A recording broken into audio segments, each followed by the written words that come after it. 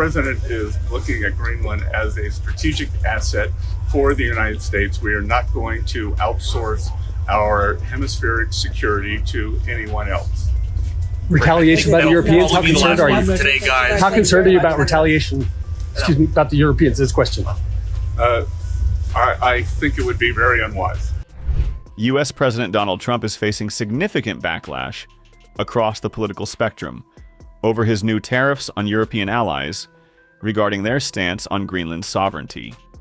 Amid the public scrutiny, U.S. Treasury Secretary Scott Bessent defended the president's decision and cautioned European nations against retaliating against Washington over the Greenland dispute. Speaking on the sidelines of the World Economic Forum in Davos, he said such actions could prove to be very unwise. Bessent emphasized that Europe should take President Trump's intentions regarding Greenland at face value. Good to be here today. It's an honor to represent the U.S. delegation on behalf of President Trump. It's been a busy year, and the president will be here on Wednesday and Thursday to sum up the year, talk about his thoughts going forward. We've done trade deals, tax deals, and the deregulation. The U.S. economy is doing quite well. As President Trump says, we have a hot economy. We have trillions of dollars coming in terms of investment, and we expect that to accelerate this year. So with that, I'd be happy to take any questions. Associated Press. Great. Let's start right over there. Yours, Deville Walsh. Mr. Secretary, it's a pleasure to have you back in Switzerland. May I ask, what are the key points that you want to achieve here in Davos? And what are your thoughts on Switzerland? Well, good to be back in Switzerland. And I think that the U.S.-Swiss relationship, after a rocky period over the past few months, is back on a very good track. What do we want to achieve? I think the message is America first does not mean America alone. And I think President Trump will be talking about this is what American leadership in the world looks like. The U.S. will be hosting the G20 next year. And I can tell you in the finance track, we are going to identify the lack of growth as the greatest threat to financial stability. So we are going to be pushing for growth, for deregulation. That's a question right here in the front. James, the Associated Press. Mr. Secretary, nice to see you again. Thank you for coming. Jamie, Associated Press. Could you tell us what kind of communications you've had with European Union officials since your comments yesterday to U.S. media to avert a crisis and a new showdown and a souring of relations between the United States and the European Union over Greenland? I've been traveling, so I haven't been in touch, but I spoke to President Trump, and evidently there are a lot of inbounds, and I think everyone should take the president at his word. Does that mean Next, I'll take right here, Laurent with AFP. The European Union, well, two questions if I could. Can you confirm that the president's letter to Norway and then the EU might be preparing retaliatory measures for Greenland? Are you concerned about what that means? I don't know anything about the president's letter to Norway, and I think it's complete canard that the president will be doing this because of the Nobel Prize. The president is looking at Greenland as a strategic asset for the United States. We are not going to outsource our hemispheric security to anyone else. Retaliation by the Europeans? How concerned are you? Today, guys. How concerned are you about retaliation? Excuse me, about the Europeans? This question. I think it would be very unwise. So thank you. Great. Thanks, everybody. On January 17th, the U.S. president announced a 10% tariff on all imports to the United States from Denmark, Norway, Sweden, France, Germany, the UK, the Netherlands, and Finland. He said the duties would take effect on February 1st and rise to 25% on June 1st, remaining in force until the U.S. succeeds in purchasing Greenland.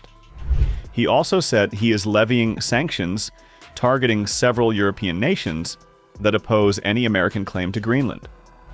We're going to put a 25% tariff, which is, by the way, about 7 times more than they would have to pay by raising their drug, like 7 times. This wasn't like a little bit more, 7 times more.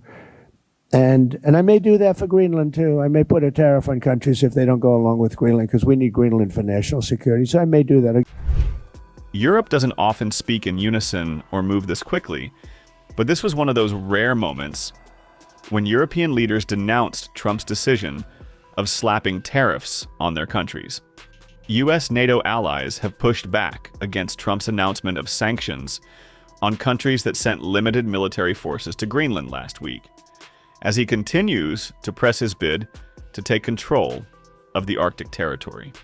French President Emmanuel Macron, despite efforts to maintain a strong personal rapport with Trump, took the lead in pushing back and called the tariff threat unacceptable.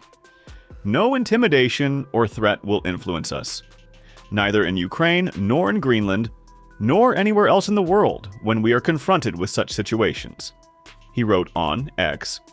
UK Prime Minister Keir Starmer also weighed in, stating that imposing tariffs on allies for upholding NATO's shared security commitments is entirely wrong. EU Chief von der Leyen warned that US tariffs would damage transatlantic ties, insisting Europe remains united in defending Arctic security and sovereignty. Italian PM Giorgia Meloni, who had always maintained a positive relationship with US, has called Trump's threatened tariffs on European allies a mistake. She further clarified that contributions to Greenland's security are meant to protect the territory, not oppose the US. I wanted to reach out and inform you that the current plan to implement an increase in trade tariffs against those nations that have voluntarily decided to contribute to Greenland's regional security, in my professional opinion, represents a strategic mistake. And I obviously do not agree with it at all. I do share the attention that the American presidency gives, as I have told you many times, to Greenland and more generally to the Arctic. It is a critically important and highly strategic geographical area where clearly any form of unwarranted and excessive external interference from actors who may harbor potentially hostile or adversarial intentions must be strictly avoided. But I firmly believe that in this specific sense, the genuine willingness of some European countries to send their troops and to participate in the establishment of a much more robust and comprehensive security framework should be interpreted not as an initiative directed against the interests of the United States, but rather as a necessary defensive measure aimed against other external actors. Clearly, it seems to me that there has been a problem of understanding and communication on this matter. As far as I'm concerned, I continue to insist on the role of NATO. NATO is the place where we need to try to organize together. We need tools of deterrence against interference that could be hostile in a territory that is clearly strategic. The fact that NATO has started to work on this is a good initiative. And for this very reason, because NATO has started doing this work, I believe it would be a mistake to impose new sanctions today. Instead, I think it is necessary to resume dialogue on this issue to avoid an escalation from this point of view, and that is what I am working on. I spoke with Donald Trump a few hours ago, to whom I expressed my views, and I also spoke with the Secretary General of NATO, who confirmed to me that NATO is beginning to work on this from this perspective. Clearly, over the course of the day, I will also be speaking with European leaders. A meeting has been called at the core level of the European Union for now, but I believe that at this stage it is very important to communicate with each other and that it is crucial to avoid an escalation because we can work together to achieve a goal that is useful and necessary for everyone.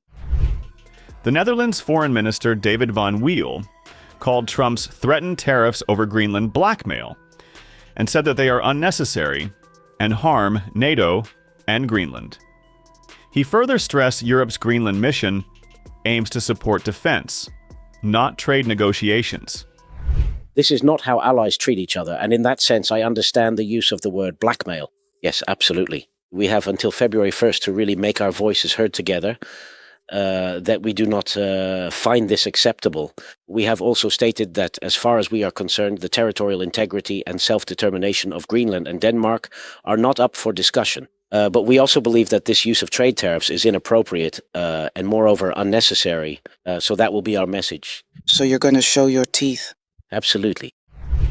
EU ambassadors will hold an emergency meeting in Brussels on January 18th following Trump's threat, which came after about a quarter of Nuuk's residents protested against a possible U.S. annexation of Greenland.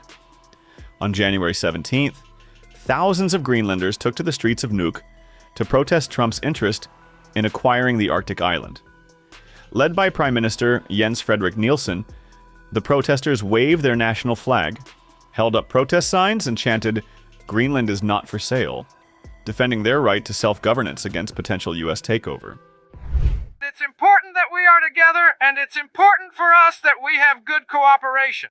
It is absolutely essential and fundamentally important for our entire team that we maintain a very high level of good cooperation.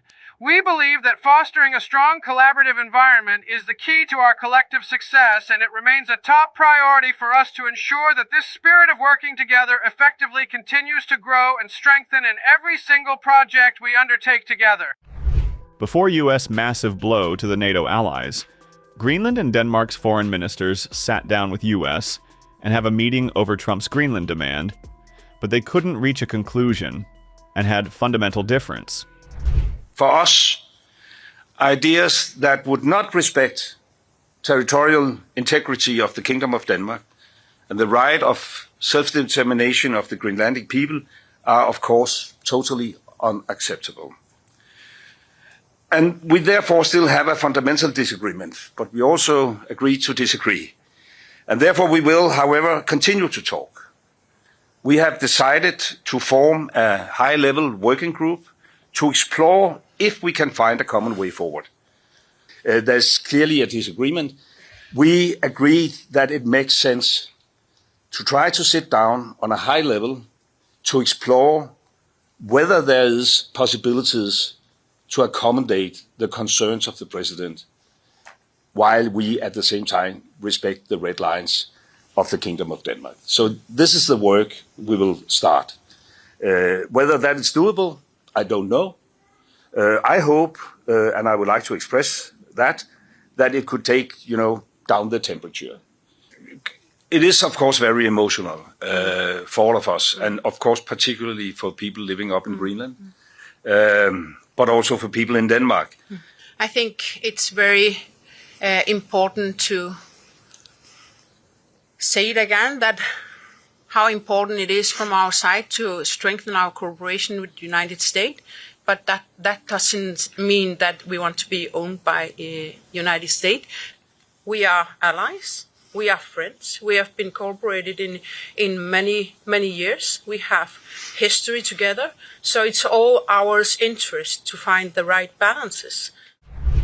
But instead of resolving the fundamental differences, the U.S. preferred to hit European allies with sanctions that could even worsen the situation in the Arctic, potentially benefiting Russia and China, whom Trump claims to be concerned about.